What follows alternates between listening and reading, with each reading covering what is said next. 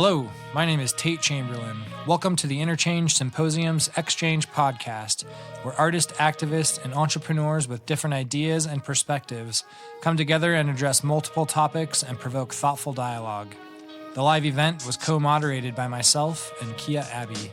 Today's topic, guns. With the evening news and social media jammed with stories about gun violence, from Orlando to San Bernardino to the ongoing violence in Chicago, it's impossible not to talk about gun ownership in America. On the one hand, it seems like the debate has been settled. The Second Amendment gives citizens the right to bear arms. On the other hand, the Second Amendment is vaguely worded. It didn't anticipate things like automatic weapons and could not have accounted for the tensions of our modern life that can lead to gun violence. While there are very few voices calling for an outright ban on firearms, there is very little consensus on what kind of guns should be legal, where they should or should not be permitted in public spaces, and when we have the right to use them in self-defense. According to recent statistics from the CDC in their 2014 report, there were nearly 34,000 deaths from firearms nationwide, including homicides, suicides, and accidental shootings. That's more than the population of Fairbanks, Alaska, more than the population of Beverly Hills, California, and more than the population of most towns in the United States. A CBS News poll conducted after the 2016 Pulse nightclub shooting in Orlando shows that 36% of U.S. adults either own a gun or live in a home with one. Add that to the fact that America has more guns per capita than any other country, almost 89 guns for every 100 citizens. So how do we talk about gun rights when so many of our brothers and sisters die by them, but when our Constitution still grants us the right to gun ownership? To get some perspective, Interchange hosted a dialogue on guns on September 17, 2016 at the Bozeman Public Library. For this dialogue, we brought in Steve Crawford, a 21-year veteran of law enforcement and the chief of police of Bozeman, Montana. The taking of a life is something that nobody gets into my profession wanting to do it, and it is a last resort, and it is something that stays with the officer, and the emotional toll that's been mentioned here is high. Along with Chief Crawford, we have Chris Forrest, a former Navy SEAL and founder of Tactic, a training program for civilians and law enforcement that emphasizes critical thinking under stress, situational awareness, and self-defense. I always say to my students that even a good shoot is a bad shoot. And what I mean by that is there's no such thing as a deadly encounter that's good for anyone. Betty Stroock, the first U.S. national women's biathlon champion, joins our panel as both an accomplished markswoman and gun control advocate. It scares the bejesus out of me to know that in our society there are people poorly trained walking around with a concealed weapon in stores, driving around. We have problems with road rage. It is far too easy for someone to pull out a gun and use it irresponsibly, and that scares me. From Montana State University, Logan Olson lends his perspective as both the director of Students for Concealed Carry at MSU, as well as the president of the university's hunting association. There's an old saying, I carry 1911 because a cop is too heavy. And I think you got to be ready to defend yourself. You aren't always going to be able to rely on a speedy response from the police. Rounding out the panel is Greg Smith, a practicing mental health counselor and Rome-educated former priest. From a perspective of someone who does not own a gun, and I'm not interested in owning a gun, I'm not interested in using force or violence to persuade or to convince other people about my opinion or even to protect myself, and that's my own Christian faith. When we talk about the right to own or carry a gun, we are implicitly talking about the right to use it. Anytime a gun is brought into a situation, whether in self-defense or to protect others from harm, it automatically becomes a matter of life or death. For any advocate of a right to carry, there has to be a moment when they make the decision to draw a weapon and use it. Whatever the circumstances, the cost of that decision could be the taking of another life and the immense burden of having to live with that. We wanted to know what that moment would have to look like for our panelists. I think that's an individual decision. I think the law says that you can use deadly force to protect yourself, your family, your loved ones, or even others that you're not related to, in the event that there is serious bodily injury that's going to happen or a forcible felony. So for me, I'd rather take a punch to the face. I'd rather be injured. But if someone were attacking my family and I felt like that forcible felony was about ready to happen and that was my last option, I'd be more apt to use a deadly weapon. Mm-hmm. Yeah, I would agree. If your life's in imminent danger, I guess I would rather it be a person willing to harm me than myself. Mm-hmm. And, I don't have much to say on how much it would cost to shoot someone, but I would rather deal with that than have my family deal with my funeral bills. I'll comment on the cost because this is part of my class. I'm a firearms trainer and I teach concealed carry courses. I always say to my students that even a good shoot is a bad shoot. And what I mean by that is there's no such thing as a deadly encounter that's good for anyone. I mean, that's somebody's child, that's somebody's parent, that's someone's related to that person. It's also terrible for the person that's involved. It's going to be very traumatic. So there's going to be emotional, physical, and basically financial detriments going through a shooting. I don't know anyone that hasn't been in a shooting that hasn't had some kind of post-traumatic stress, that hasn't needed counseling, that hasn't had people that are pro-gun try to use them as a talking point, that have people that are trying to control firearms that don't use that same person as a talking point. Immediately you're going to be treated as if you've committed a crime. You're going to need to have a lawyer. So you're going to be out $20,000. You're going to be out definitely emotional scars. And I just don't think there's such a thing as a good shoot. Mm-hmm. Betty, do you have anything to add? Well, my thought is, personally, I wouldn't have a firearm on me, but someone who does, it seems to me the only ethical and moral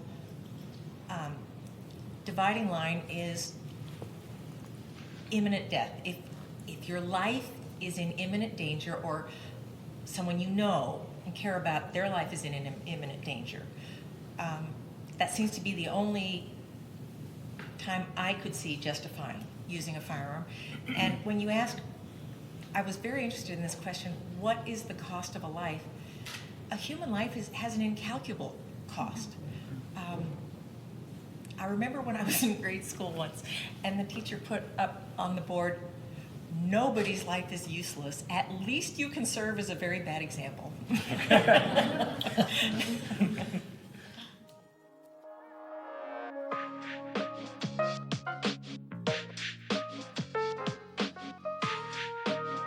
Many people would feel justified in using a gun to defend themselves, but not everyone feels the same way. For others, the thought of using violence at all is abhorrent, even if it means they might lose their own life. Greg Smith has seen firsthand the burden that taking a life places on someone, how the consequences of that action stay with a person long after that brief moment. I'm also a mental health therapist, a PTSD specialist, and I work with people who were in the armed services or who are police officers or people who've had to shoot someone, kill someone, and there's a cost. And I would let them shoot me before I would respond. And I know that's not a popular position, but I can't see Jesus pulling a gun on anybody. That's just where I'm at. And if you want to kill me, you're taking an awful lot on. That's painful. It's painful to hurt and kill somebody. But I also look at violence and it perpetuates itself. And I see this throughout the system. I don't want to be a person who perpetuates that. That's just my personal belief and choice. To get a sense of what that moment is like, imagine you're at home, it's 3 a.m., and someone breaks into your house. You have two options. Do you reach for your phone to call the police, or do you reach for a gun? Logan Olson leads the panel with his thoughts. There's an old saying, I carry 1911 because a cop is too heavy. And I think you got to be ready to defend yourself. You aren't always going to be able to rely on a speedy response from the police. It's that time in between making the call and the police getting there when those unspeakable evils happen. And you have to be ready to defend yourself. If you aren't, you have to be ready to accept the fact that anyone that intends to do you harm is going to do so without restraint. I'll weigh in on that. Yeah. I think that an answer, and I don't necessarily disagree with the crux of his point, is it depends. That definitely a call to 911 should be first on your list. And then whether or not you choose to arm yourself kind of depends on the totality of what you're faced with, and also kind of your level of awareness of what's occurring.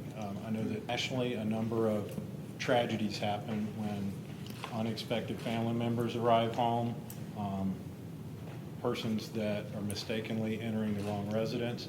And so if you choose to arm yourself to defend yourself, you need to be sure of what you're doing and be sure of a potential threat. Mm-hmm. And certainly call 911. In the city, we have a very short response time, and we'll be right there. Mm-hmm.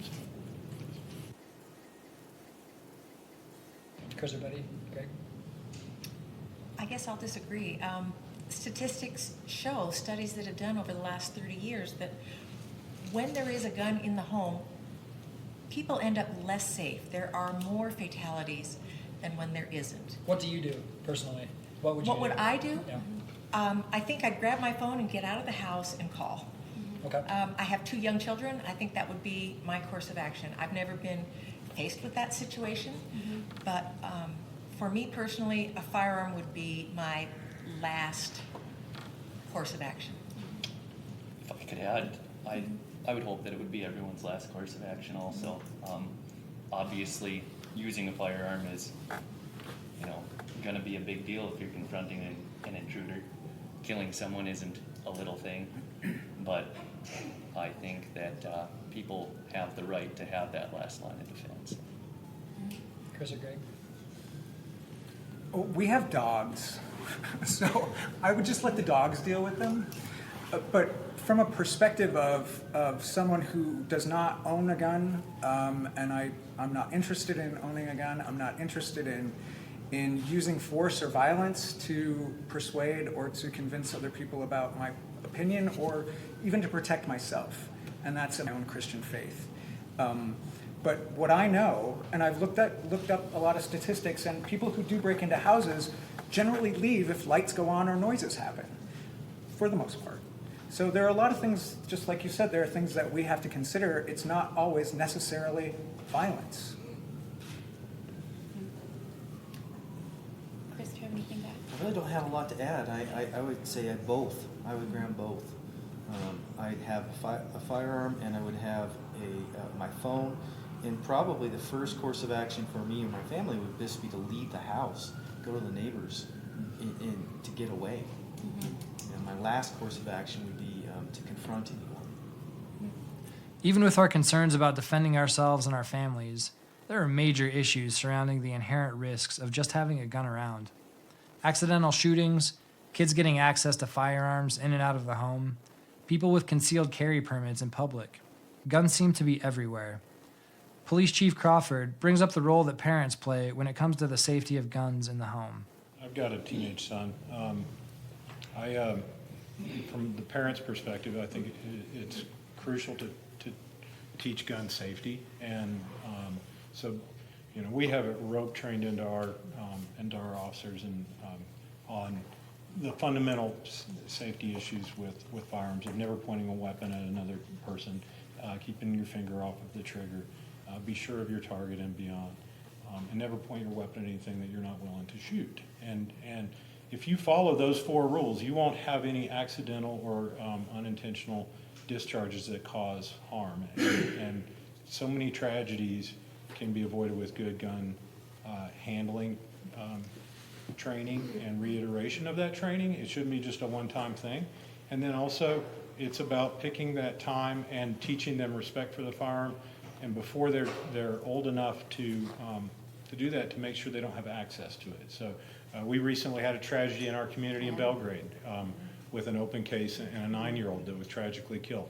I'm not privy to all the details in that case, but from what has been reported in the media, it appears that there was a firearm that some youngsters were able to gain access to, and with a tragic outcome.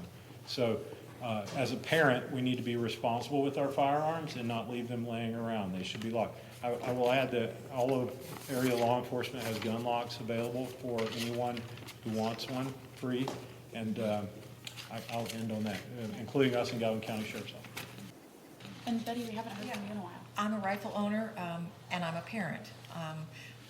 My rifle is stored away, locked, and the ammunition is somewhere separate. That's just the policy I have in my home, and I will keep it that way. I have zero interest in having a firearm readily available. It frightens me, and with all due respect to the concealed carry, I'm going to express my personal opinion. It scares the bejesus out of me to know that in our society there are people poorly trained walking around with a concealed weapon in stores, driving around. We have problems with road rage. It is far too easy for someone to pull out a gun and use it irresponsibly, and that scares me. Speaking to even when the gun owner is responsible, in the month of April in this country, 4 toddlers died playing with a gun. This year, a 4-year-old boy sitting in the car found a gun on the floor of the car, picked it up, played with it, killed his mother because he shot through the back of her car seat, killed his own mother. These kinds of incidents I find horrifying. And if we are to have the proliferation of guns in our society, I personally believe there ought to be a very high bar of training to be using it. Go ahead, David.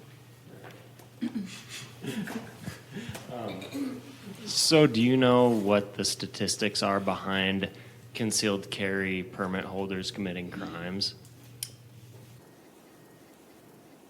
They are statistically, if not the most law-abiding citizens in the United States, close to the most law-abiding citizens in the United States.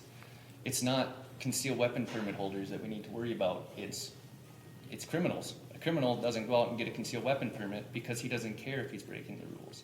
The topic of concealed carry was a big issue in this discussion, particularly about the training and education that goes into the permit process and where concealed weapons ought to be allowed. Chris Forrest, who teaches concealed carry programs, echoed some major concerns from the panel. Kia Abbey, our co-moderator, brings it around to another controversial point, allowing guns on college campuses. My estimation is that there's a lot of people carrying concealed weapon permits in Montana who think they have a hammer in their pants, and every problem is going to look like a nail, and that scares the crap out of me.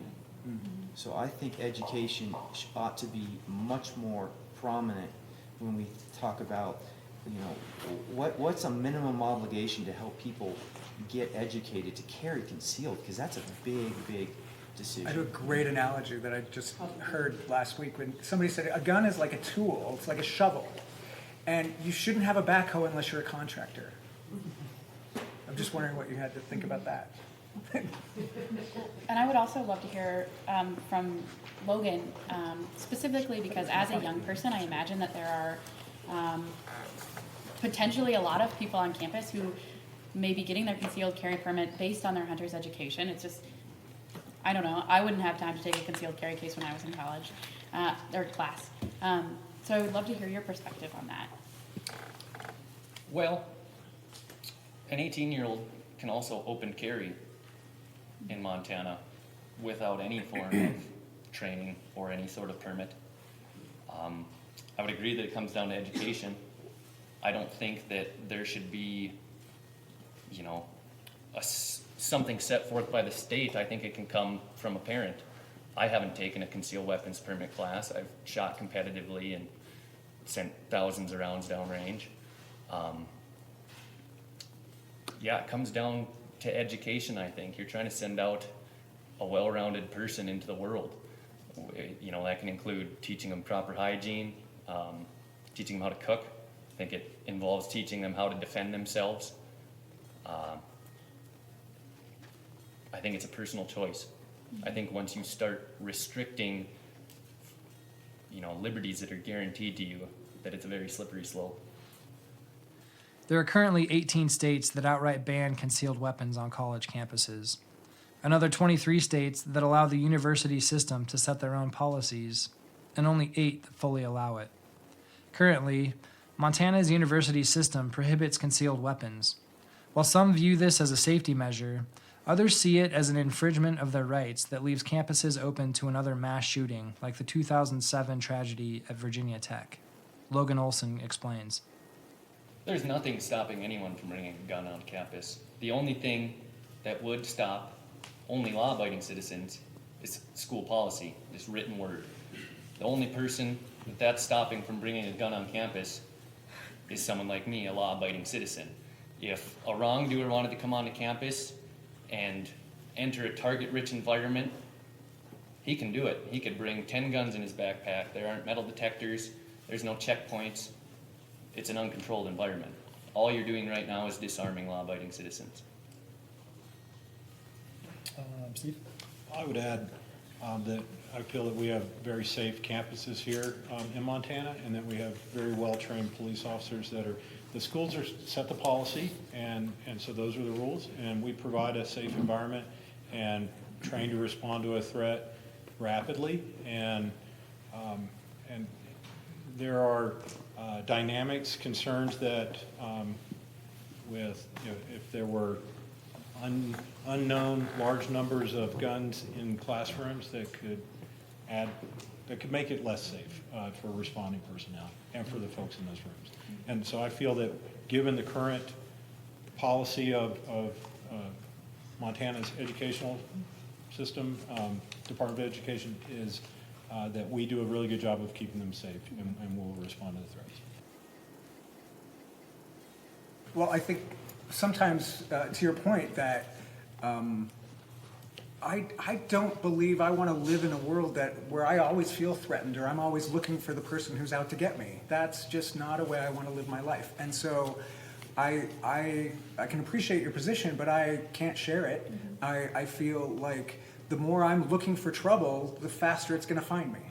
And that's just my position, and I don't look at evil people, I look at people doing evil things. And that's part of my faith, that's part of my experience, and the only way to get through that is by dealing with the human beings who are doing the things that we have trouble with, and treating them that way. And instead, I hear a lot of rhetoric about turning people into targets or making people automatically evil, and I can't support that. Logan, I would also, in responding to Greg's comment, but if you could also clarify what the current policy is on college campuses around guns, both hunting rifles, concealed carry, open carry. Current policy is you can store bows and rifles on campus. You can't store assault rifles on campus, whatever that is. But I would come back with saying that, you know, most shootings are over in 10 to 15 seconds. That's going to be far done before the police can arrive. I'm sure that they felt incredibly safe on college campuses where shootings happen. It's not that we're going to go out and look for bad people. It's that I'm going to be ready when a bad person comes to do bad things. I'm not looking to be, you know, Wild Bill running around stopping crime. I just want to be ready to defend my life if it comes down to that. This, as far as the campus debate goes, we aren't arguing who is able to get a gun. We're arguing where you're allowed to carry that gun. It's the same people that already carry a gun at the movie theater, at the library, at the grocery store. We just want those rights extended to campus, because current trends around the globe are showing that more and more places where you're not allowed to have a gun are being targeted. If you look at the manifestos of the San Bernardino shooter, the nightclub shooter in Florida, countless others, they target areas where you aren't allowed to have a gun because they're going to have uninterrupted killing.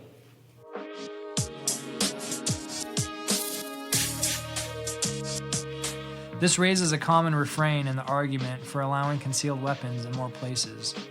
The idea that the only way to stop a bad guy with a gun is a good guy with a gun. It's easy enough to find statistics on gun crimes, but what about the stats for concealed carry holders who prevent crimes? One of our audience members put it like this. I would like to see some evidence and some statistics showing about where people who had a concealed carry permit actually protected people who were in danger. It's not so safe in other bigger cities. We witnessed that in Orlando recently. We witnessed it in California. All it would have taken was one person who was properly trained with their CCP license, who was armed, to have saved numerous people's lives. And I think we should not forget that fact. I have no statistics, but I have 2 people that have gone through my courses that have used a firearm to prevent violence. One of them was in Denver, driving his car, and someone tried to carjack him, and he brought up his handgun. He said, The guy's like, okay, we'll find another another person to attack. The other person was playing miniature golf or short golf with his family, their grandson, and some guy was tweaking on methamphetamine. And he had gotten a fight in the parking lot or smashed a golf club against a car, and it bounced back, hit him in the head, and he was enraged.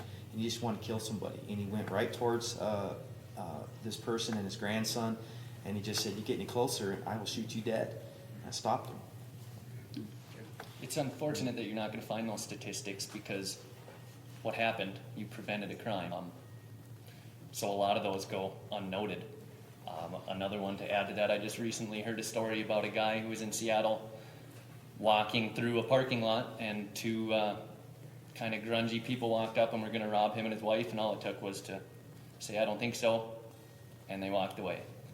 Those things don't get reported, so you're not going to find numbers on that, unfortunately. This begs the question, what if someone with a concealed weapon has to fire it? Most of us will never find ourselves in that situation.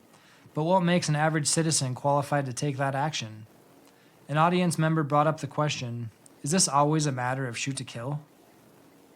If the law says if your life's in imminent danger, or you might be faced with serious bodily harm, why is it assumed that you have to shoot to kill to protect yourself if you have a gun?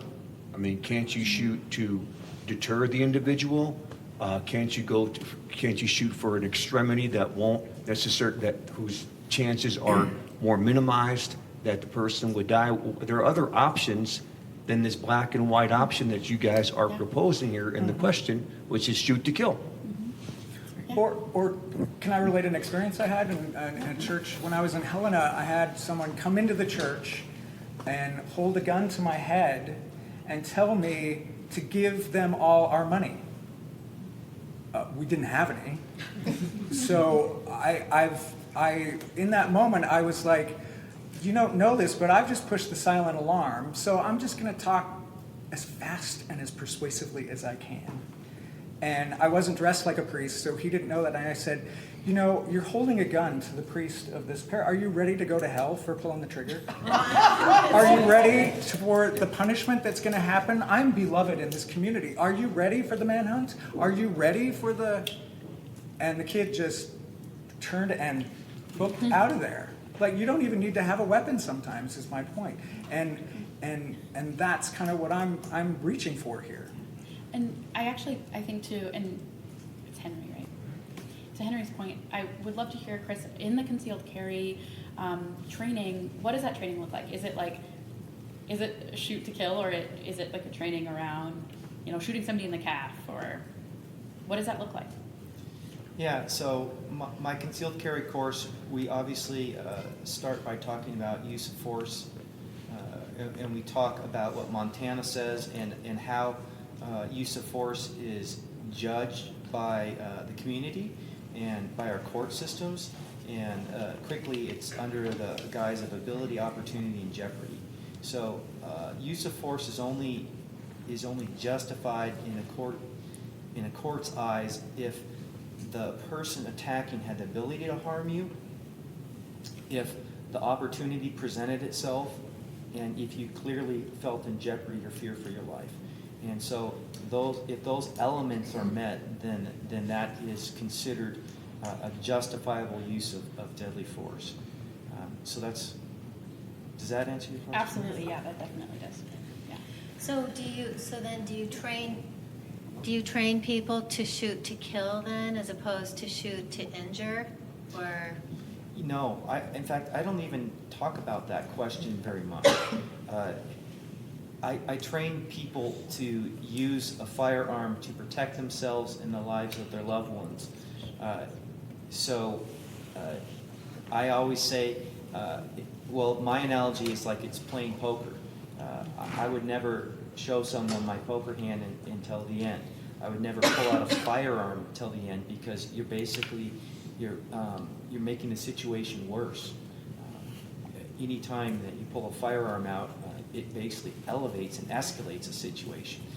The only time I tell my students that if they choose, and some of them don't after taking my course, but if they choose to pull out a firearm and use it, is if they feel in fear for their lives or the life of their loved ones, and that there's no other option, and they're willing to protect themselves, then you shoot to stop the threat. That's what we teach them. We don't teach them it has to be a kill shot, or you have to shoot them in the leg, a warning shot. All of that is someone's individual prerogative. And that's your prerogative. Let's get to- What's your point of view, though? This is a personal thing here. What would you do? That was my question, and I'd like to really address it to both the chief of police and to you, sir, who teaches this course. What would you do in that situation? Well, I haven't spoken in a while. I'll speak Okay. from the law enforcement perspective. And we teach our folks good verbal skills are kind of the core thing to solve and solve situations, resolve conflict. And those were good verbal skills that you utilized to get that guy to get that threat out of It's my bread and butter, dude. Yeah. It was good. We train our officers in industry best practice, and is very consistent with what's already been described. You don't shoot to kill, you shoot to stop the threat. And the situations happen very fast, and things that look very easy in a movie of shooting something out of somebody's hands are not very practical, or and really are impossible in real life situations. And so the taking of a life is something that nobody gets into my profession wanting to do it, and it is a last resort, and it is something that stays with the officer for the rest of, and the emotional toll that's been mentioned here is high. A lot of the officers that are subjected to it don't stay in the profession afterwards. So it's something we don't take lightly, but we also, when we swear an oath to protect our community, we know that it's a potential. You hope that you don't have to do it. And so it's shooting to stop the threat. And then anything beyond that is wrong.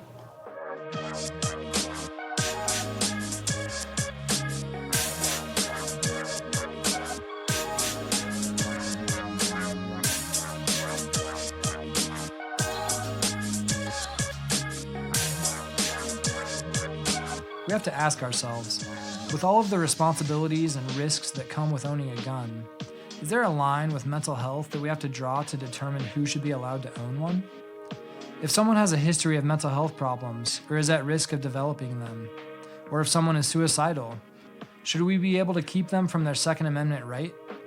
Greg Smith puts the question into focus. That's probably one of the stickiest problems in the world. Mental health is probably one of the least exact sciences. You can't really say this person is technically unfit to have a firearm unless they're absolutely paranoid, have grave mental illness, are impaired in any way, have demonstrated a threat or danger to self or others, have shown a history of self-harm. that's kind of the mental health guidelines side of it all. But every counselor or therapist would tell you that I could be sitting with a person for 10 years and not know them fully. And I think that's kind of a straw man argument. This whole mental illness thing is just, it's not where we need to put our focus on. Where we need to put our focus is on people who are using firearms irresponsibly, and how do we keep guns out of the hands of people who shouldn't have them, like criminals? That's a much more interesting question to me. We do respond to a number of mental health calls virtually every day, and it is we respond to, I looked the numbers up, a little over 320 suicidal person calls in a year between us and the sheriff's office, and it's actually north of that. Those are the ones that's the way the call comes in. So that's not counting the ones that come in as a welfare check that then turn out to be a suicidal person.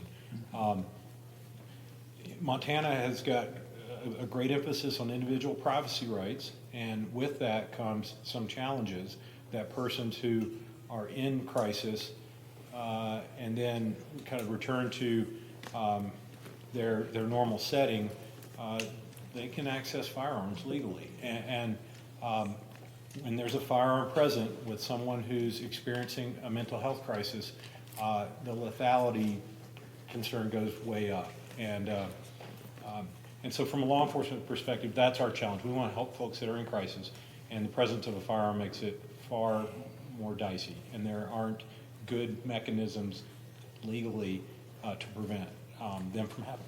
Right. And I'll wrap it up with that we will often work very hard with that person's friends and family to find a place for those guns to go that aren't us locking them up. We'll hold them if that's what they want us to do, but we try to get them out of that person's house. I forgot an important point, and that is, mental illness is not necessarily forever. And if we tag somebody as unable or incapable of carrying a firearm because of a mental illness or condition, those conditions can change. People get better. And someone who's suicidal, you don't want to offer them a place or an option to hurt or kill themselves. But suicidality is not constant. It changes. People get better. People get into different situations, and mindsets change. So I'm a little worried about the stigma that might cause people with mental illness. Mm-hmm. It's another thing to bear.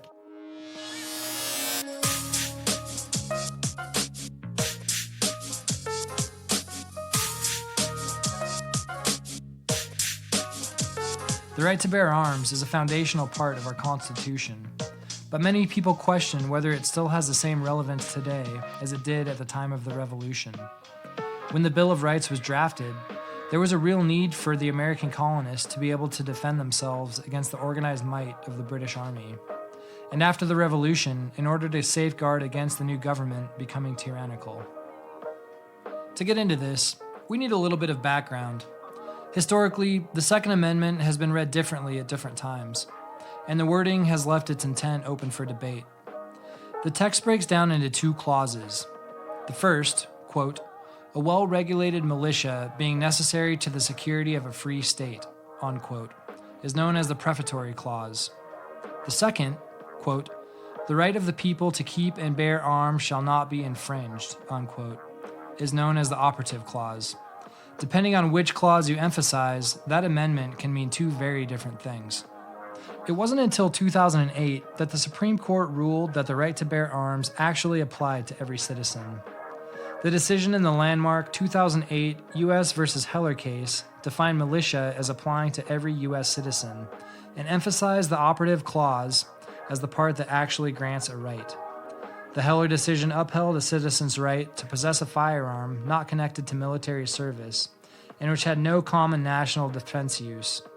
Prior to 2008, the court interpreted the amendment by the 1939 U.S. versus Miller decision that emphasized the prefatory clause, restricting gun rights to only those firearms that had a purpose and use for the common defense. The debate is still very much alive. So we asked our panel, does the Second Amendment still serve its purpose?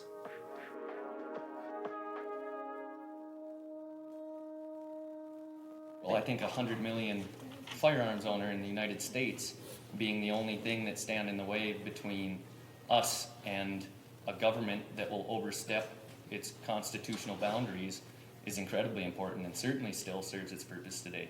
I think it's the only thing that stops the United States from turning into a socialist dung heap. That's an interesting position. Again, Logan and I are kind of on seem to be opposite ends of the spectrum, at least as far as You this two are doing great. panel is concerned. No one is saying you don't have a right to own a firearm. But I personally believe, and I know Logan says that he doesn't like this analogy, but we don't mind registering our cars, paying a tax on our cars, requiring someone show proficiency with a driver's license in order to drive a car. I personally have no problem with doing the same with firearms. It hasn't abridged my right to own it. It simply says you must be proficient, and we have the right to know how many there are and what kinds. And I find that perfectly reasonable. My problem with registration lies in that you've seen it happen in other countries where it was written into their constitution as well, Australia and Great Britain being the two foremost examples.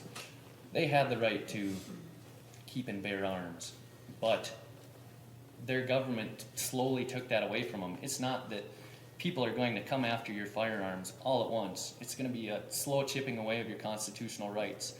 After some tragedy, it's going to maybe be handguns. After another, it's going to be these assault rifles that we all keep hearing about. After that, it might be shotguns. It's going to be a slow chipping away, but I think eventually it's going to happen, unless we do something about it. There is no objective evidence to show that our government has any intention of doing that. And as you say, that right is enshrined in the Second Amendment to our Constitution. I don't think that's a rational objection to licensing and registering guns. Doc? So my argument to the Constitution and the right to conceal a weapon that could kill me or kill my children is that when the Constitution was written, it was also your right and my right to own him, which is another human being. And it's totally outdated, and it does not serve the purpose at all that maybe it did at that time, which I wouldn't have agreed with it then either. Let's go with David and then Henry. Do you have, Yeah. David, then Henry. Well, I think it depends on if you look at the world in fear, the world in hope. And part of what I'm hearing from you, with all due respect, is a little bit of, well, a lot of fear, rather, and worry. Maybe, but I can't share that fear. I can't share that fear with you. I choose not to live there. I choose not to believe that. And mostly because if you think about it, very little around us is going to kill us. We are in very little danger, very little. And I just think if we proportionally look at the argument and weight it so much on the side of fear, you're going to create a fearful people who are going to see problems everywhere. If you create a less fearful climate, people are probably going to want to talk instead of shoot or fight or punch or insult. And so that's where I'm coming from. I would say that most concealed weapon permit holders certainly don't live in fear. They want to be prepared. I'm not looking around this room thinking, oh my goodness, someone in here could kill me. I just want to be prepared if that situation were to ever arise. I think it comes from two probably fundamentally different schools of thought. I would say that, I could be considered a member of the school of thought of realism.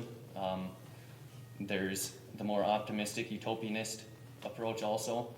But I think it just comes down to not fear, but preparedness. But when you talk about the inevitability of the government eroding your rights, that borders on paranoia for me. I don't think it borders on paranoia. I don't think anyone in here would argue the importance of looking at history and looking at what's happened around the world and applying it to our own situations. History repeats itself, and I think there are there are legislators who have come out and say that, yes, we are looking to take the Second Amendment away. While they are few and far between, they're there. This raises an interesting point. Does requiring owners to register their guns infringe on their rights? Or is it a reasonable request, just as we register and insure our cars? I think it's, it's silly to compare a right guaranteed under the Constitution to the privilege of owning a car. It's saying you should have insurance and comparing it to the car would be like comparing that to a news reporter having to carry insurance and have a permit to report because he could incite riots or draw violence towards police. I think that's a really poor comparison. But I would interject, I don't know if everybody in this country believes that they have a right to carry a gun, and that's how they interpret it. I don't interpret it that way. I see it as the well-regulated militia being necessary for a form of government. The right to bear arms shall not be infringed. I think that's... And that, I mean, that's kind of where I'm at. So I'm just saying, I don't believe you have an undeniable right to carry a gun. I think it's interesting. There are 10 amendments in the Bill of Rights, and I think it would be rather trivial if there were 9 guaranteed individual liberties and 1 guaranteed right to gather collectively in a state-organized institution. That just seems unlikely to me. You could look into every single one of the Founding Fathers' writings, from Thomas Jefferson saying that no man shall be debarred from using his firearm, to George Washington calling an armed citizenry liberty's teeth. And I'm not questioning that. I'm just saying that for some of us, we don't believe that that right exists. Okay. And that's a reality. That's a reality that this country is dealing with, and jurists are dealing with it, and courts are dealing with it too. So I want to just point out that reality, not to take a position. And Logan, I would fundamentally disagree with you respectfully. Until the most recent Supreme Court decision, the law of the land was that for militia purposes was the interpretation of the Second Amendment. It was not an individual's right. It was a state militia. Now that has changed with our most recent Supreme Court decision, but I personally am hopeful that will be overturned. At the close of the dialogue, we heard from a gun owner and veteran who served 8 years in a medevac unit, serving tours in Iraq and Kuwait. Her experiences dealing with gunshot wounds, most of which not combat related, gives us all an invaluable perspective on the damage that guns can do, even accidentally in the hands of trained military personnel. I am going to speak from a little personal perspective here, but bear with me, it's got a point. I have seen firsthand what guns can do. I spent 8 years in the military in a medevac unit, and I was deployed to Iraq and Kuwait, and I am also a gun owner. I have a shotgun at home. I'm a pheasant hunter. But I just ask, I think there are probably very few people who have ever seen what a gun can do to another human being. And I want you all to think about the damage that a gun can do. And I'm going to let you know, we medevaced a lot of people from a war zone. And about 80% of the people that we medevaced were not war casualties. They were not in combat. They were self-inflicted wounds. They were accidents, accidental firings, and this is our nation's military, who are the most highly trained people to deal with firearms. And so it is, these were people who are trained to protect. I myself was one of those. And about 80% of the people we medevaced were either accidental injuries from guns, where they shot themselves accidentally, or they shot themselves purposely because of mental health issues for our gun violence. And we medevaced a lot of those people out of the country. And those people will never be the same, but that's very, you don't it's easy to say what you could do and what you would do until you've actually seen those injuries firsthand, which I have. So please just think about that from either perspective. And you know, for the mental health issues is the biggest thing that I'm concerned about as a gun owner myself, is so many people do not have the mental health and don't understand what it means to carry those. And I have seen the damage that it can do firsthand, what those guns can do. With that, we draw this episode to a close and encourage you to comment on our page and start a dialogue in your community. Remember, share airtime and don't ruin dinner.